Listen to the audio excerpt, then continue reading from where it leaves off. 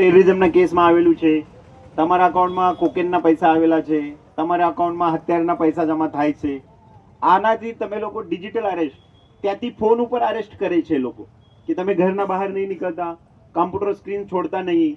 અહીંયા અમારે અમરેલી પોલીસ તમારા ઘરે આવે તો તમે 10 ફોન કરાવો છો કે સાહેબ એ નથી. તો આ લોકોના ફોન ઉપરથી તમે કેવી રીતે બાનમાં આવો છો? આટલા તો નબળા આપણે ક્યારેક નહીં હતા. અહીંયા મમ્મી પપ્પા કઈ કઈને થાકે છે, બહાર જતા નહીં, રાત્રે વહેલા આવી જાય તો તમે આવતા નહીં. આ લોકોને ખાલી ફોનથી રાજ્યનો સૌથી મોટો કિસ્સો છે. આપણા ત્યાંના બેંક મેનેજરને પોલીસ ઉપાડી લઈ ગઈ, તમને ખબર હશે. 4 મહિના પહેલા સાવરકુંડલાના બેંક મેનેજરને ગાંધીનગર CID, એક માતાજી હતા ઉંમરલાયક, આ ડિજિટલ અરેસ્ટના કેસમાં બેને 22 કરોડ રૂપિયા ગુમાવે સાહેબ, એક અઠવાડિયાના અંતરે ડિજિટલ અરેસ્ટના કેસ. હું પહેલા બળદ હતો, મારા જોડે એક કેસ હતી 19માં. તો આ દાદા એનો ઇન્સ્યોરન્સ પાકી ગયો હતો. આ લોકોને થોડી માહિતી ડેટા બીટા લીક થાય જ છે. તો સામેથી ફોન આવી, ભાઈ તમારી ઇન્સ્યોરન્સ પાકી ગયો છે, આના ઇન્સ્યોરન્સના પૈસા તમે ફરીથી રોકાણ કરશો તો તમને વધારે પૈસા મળે. તમારો મોબાઈલમાં એક સેટિંગ છે, અનનોન નંબરથી તમને કોઈ વોટ્સઅપ ઉપર મેસેજ નહીં કરી શકે. એ તમારી સેટિંગ ઓન કરવી જોઈએ.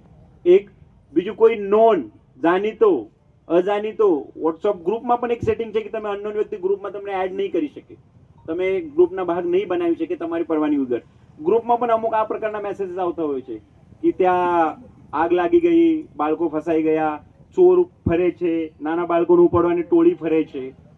આપણું નિયમ એવું છે કે મેસેજ પહેલા આવે ત્યારે ખોલતા હોય, એક તો ખોલવું જ નહીં જોઈએ બિનજરૂર મેસેજ. હું તો સાહેબ મારા મોબાઈલમાં લગભગ 12-15 હજાર મેસેજ હશે કે જોયેલા જ ના હોય મેં. મારે કોને મેસેજ જવાનો હોય? જિલ્લા પોલીસનો ગ્રુપ છે, આના મેસેજ જોવાના હોય છે.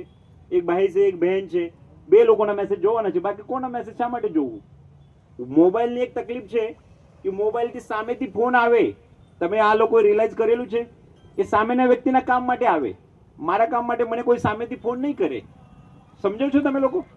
અગર મારું કામ હોય તો મને જ તમને ફોન કરવું પડે છે. એટલે આમાં વધારે ઉતાવળ નહીં કરતા જવાબ કરવામાં. મારે મહેશભાઈ પાસે કામ હોય તો મહેશભાઈ ફોન કરીને મને નહીં કે સાહેબ તમારું કામ હતું, હું કરું છું. મારે પૂછવું પડે સાહેબ ને, સાહેબ મારું કામ અટકી ગયું છે, કરો. તો એ બેસિક નિયમ છે કે કોઈ પણ તમે વોટ્સઅપ ઉપર, સોશિયલ મીડિયા ઉપર માહિતી આવે તો આ માહિતીની પહેલા તમે તમારા લેવલે એ સમજી લો કે આ માહિતી કામની છે કે કેમ. આ ખરેખર ઇન્વિટેશન કાર્ડ હતું નહીં, લગ્નના સિઝનનું જ બનાવ છે. તો એ હતી APK ફાઇલ, એપ્લિકેશન ફાઇલ. જે રીતે તમે ગૂગલ પ્લે સ્ટોરમાં જઈને વોટ્સઅપ એપ્લિકેશન ડાઉનલોડ કરો છો, ન્યૂઝપેપરના એપ્લિકેશન ડાઉનલોડ કરો છો, ફેસબુક ડાઉનલોડ કરો છો, ગેલેરી ડાઉનલોડ કરો છો, એ રીતના એક એપ્લિકેશન આવે છે. અને એ એપ્લિકેશન તમારા મોબાઈલમાં ડાઉનલોડ થાય તો તમારું મોબાઈલનું સેમ સ્ક્રીન ઇમેજ જે વ્યક્તિએ મોકલેલ છે એના પાસે એક્સેસ જાય છે. એટલે તમારો મોબાઈલ 2 જગ્યાએથી ઓપરેટ થાય છે. એક તમે પોતે ઓપરેટ કરો છો અને એ પેલો વ્યક્તિ ઓપરેટ કરે છે. જેથી આ ટાઈપના જે અનનોન નંબરથી કોઈ પણ ફાઇલ આવતી હોય છે તો તમારે ડાઉનલોડ નહીં કરવી જોઈએ. અગર એ સામેવાળાનું કામ છે, તમને કોઈ ફાઇલ મોકલે છે, તમે ફોન કરીને કહેશે કે ભાઈ હું ફલાણા ભાઈ બોલું છું, મેં તમને એક ફાઇલ મોકલેલ છે, જોજો ને, ચેકના ફોટો છે યા તમારું બેંકનું કોઈ ડોક્યુમેન્ટ છે, એ કહેશે પછી ખોલજો. અને આમાં .apk લખેલું હોય, नाम भले इन्विटेशन कार्ड हो, कंकोत्री हो, स्कूल लिविंग सर्टी हो, उसमें फॉर्मेट में स्कूल लिविंग सर्टी अगर आमा नाम नाखेल छे तो आगळ .apk आवशे. तो आ टाइपनी फाइल આપણે ડાઉનલોડ નહીં કરવી જોઈએ. ગૂગલમાં, મોબાઈલમાં દરેકમાં સિસ્ટમ પણ છે કે અનનોન એપ્લિકેશન્સ આમાં ઇન્સ્ટોલ નહીં થવું જોઈએ. આ કરીને એક ટેબ પણ આવે છે, બટન, એ પણ તમે સેટિંગમાં જઈને કરશો. જિલ્લા પોલીસને બધી ખબર છે, અમે સેમિનાર પણ કરીએ છીએ. ચોથું જે મુખ્ય કારણ છે, ત્રીજું ચોથું જે પણ છે, એ તમારું આળસ છે અને એ સૌથી મોટું કારણ છે. તમે ઘણા લોકો અમારા પાસે આવે છે કે સાહેબ મારા સાથે છેતરપિંડી થઈ, મેં OTP આપ્યો નહીં, મેં કંઈ ડાઉનલોડ કર્યું નહીં, મેં કંઈ લિંક ઉપર ક્લિક કર્યું નહીં. આ બધું ખોટું. જિલ્લા પોલીસ તરીકે, તપાસ અધિકારી તરીકે એ સૌ બાબતને અમને ખબર છે. જસ્ટ અમે તમને કહેતા નથી, કેમ કે અમે તમે ભોગ બનનાર તરીકે જોઈએ છે.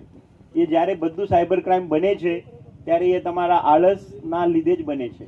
તમે આળસી પ્રાણી છો, તમે ક્લિક કરો છો પછી જવા દો છો, 2 દિવસ જોતા નથી, તમે સેફ્ટી ફીચર જે છે એ ઓન કરતા નથી અને એનું નુકસાન જે જાય છે એ આટલા વિપુલ પ્રમાણમાં તમારા અકાઉન્ટમાં જેટલા પૈસા છે તે સુધી આને નુકસાન જાય છે.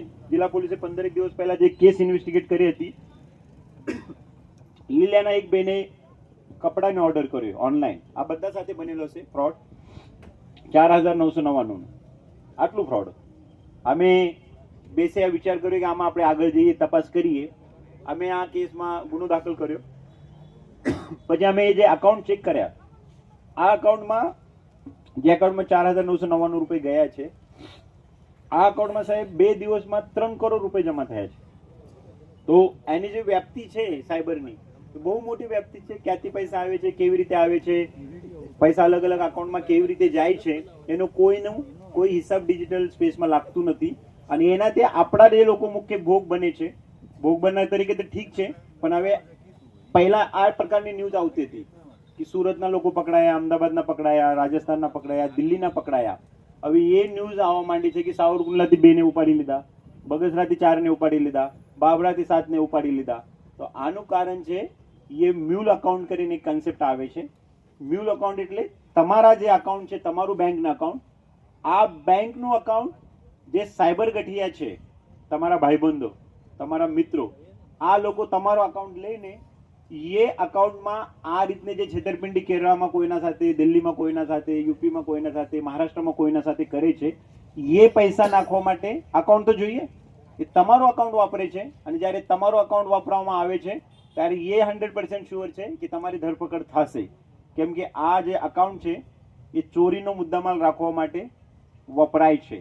અને આજ દિન સુધી આપણા દેશમાં તમારો અકાઉન્ટ કોઈ અન્યને વાપરવા માટે આપવું એ કાયદેસર કૃત્ય છે નહીં.